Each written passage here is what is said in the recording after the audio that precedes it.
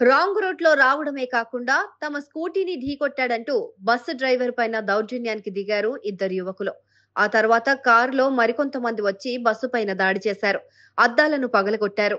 ఒక్కసారిగా జరిగిన ఈ పరిణామంతో ప్రయాణికులు భయాందోళనకు గురయ్యారు. గంజాయి మద్యం మత్తులో యువకులు విధ్వంసం సృష్టించారని బస్సు డ్రైవర్ ఆరోపించారు. దిల్సుఖ్ నగర్ పరిధిలోని చైతన్యపురిలో గత రాత్రి ఈ ఘటన జరిగింది.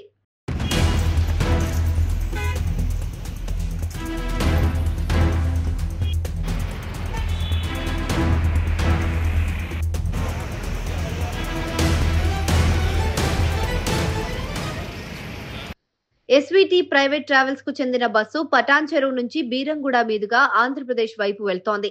చైతన్యపురిలో మెట్రో పిల్లర్ నంబర్ 1629 వద్ద బస్సును యూటర్న్ చేస్తూ ఉండగా ఎదురుగా స్కూటీ పైన ఇద్దరు యువకులు రాంగ్ రూట్ లో వచ్చారని డ్రైవర్ తెలిపాడు. ఆ తర్వాత కారులో వచ్చిన మరికొంతమంది యువకులు మా కారు కంటే స్పీడ్ గా వెళ్తున్నావు అంటూ గొడవకు దిగారని చెప్పాడు.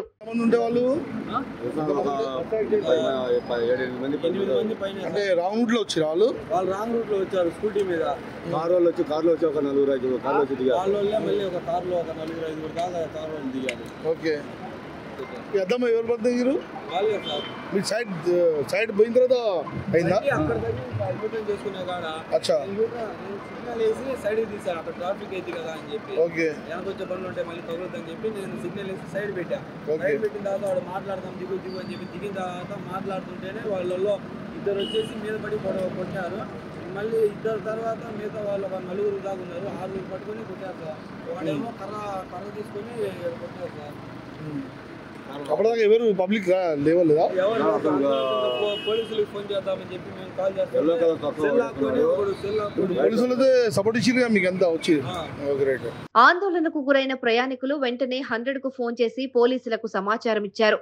పోలీస్ పెట్రో మొబైల్ తక్షణమే సంఘటనా స్థలానికి చేరుకోగా పోలీసుల రాకను గమనించి యువకులు అక్కడి నుంచి పరారయ్యారు.